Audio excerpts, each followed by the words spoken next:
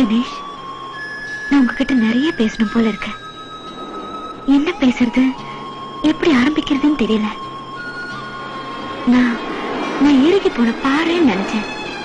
ஆனா எனக்குள்ளே ஒரு இதயம் இருக்குங்கிறத உங்க மூலமா தான் நான் தெரிஞ்சுக்கிட்டேன். சுமக்கிறவங்களுக்கு தான் அதோட சுமை தெரியும்.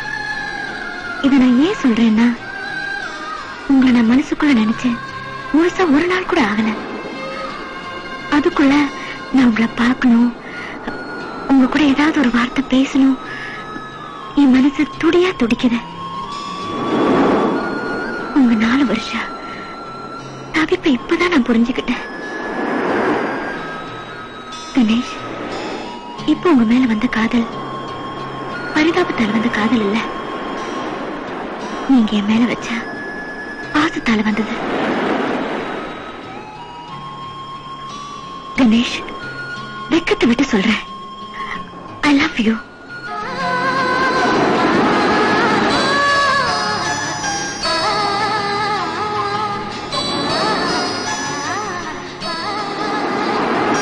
இன்னொரு தடவை சொல்லுங்க.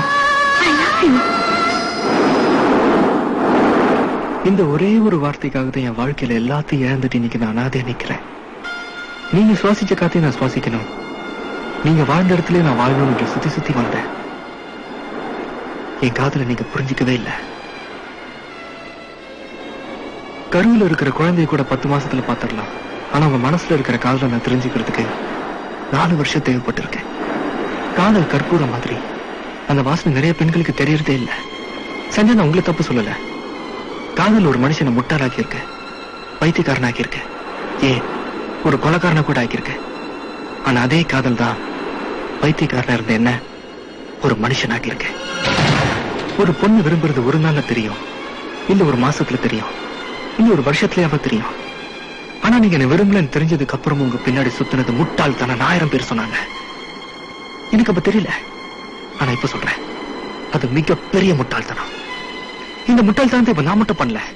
தமிழ்நாட்டில் இருக்கிற ஒவ்வொரு தெருவிலையும், ரங்கநாத தெரு, ராமசாமி தெரு, என்ன மாதிரி எத்தனையோ இளைஞர்கள் சின்சியரான காதலோட முட்டாள்களை பைத்தியம் அடைஞ்சிட்டு இருக்கானுங்க. இல்ல, எந்த பொண்ணு உண்மையான காதலை புரிஞ்சுக்கிறதே இல்ல. 4 நாள் பழகிட்டு 4ஆவது நாள் வயிற்று ரொப்பிட்டு போறானுங்களே, அவனுக்கு பின்னாடி தான் சுத்திட்டு இருப்பாங்க. காதலை பிடிச்சப்ப எனக்கு உங்களை ரொம்ப பிடிச்சிருந்தது. இப்ப எனக்கு காதலையும் பிடிக்கல, உங்களையும் பிடிக்கல.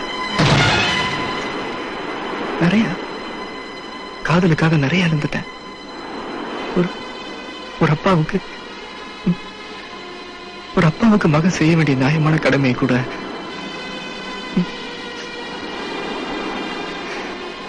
இவ்வளவு இழந்ததுக்கு அப்புறம் தான் உங்க காதல் எனக்கு கிடைக்கும்னா, அந்த பாடா போன காதல் எனக்கு வேண்டாம்.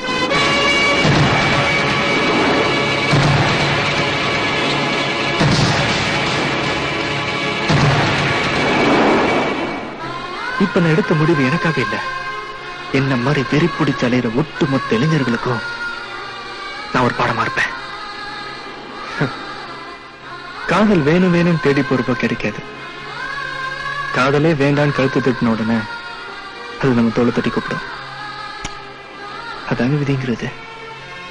லவ்னா என்னன்னு தெரியாம செத்து போறதை விட என்னன்னு தெரிஞ்சு தோத்து போறது எவ்வளவோ மேல். Good bye. ஒரு நிமிஷம் இல்லைங்க, கோபத்தில் எடுக்கிற எந்த முடிவும் சரியா இருக்காது. நான் மறுபடியும் சொல்றேன், நான் உங்களை மனசார நேசிக்கிறேன் கணேஷ். வழக்கமா 9 மணிக்கு நீங்க எனக்காக பஸ் ஸ்டாண்ட்ல வெயிட் பண்ணிட்டு இருப்பீங்க. நாளைக்கு காலையில 9 மணிக்கு உங்களுக்காக நான் பஸ் ஸ்டாண்ட்ல வெயிட் பண்ணிட்டு இருப்பேன். நீங்க வருவீங்கிற நம்பிக்கை இல்ல.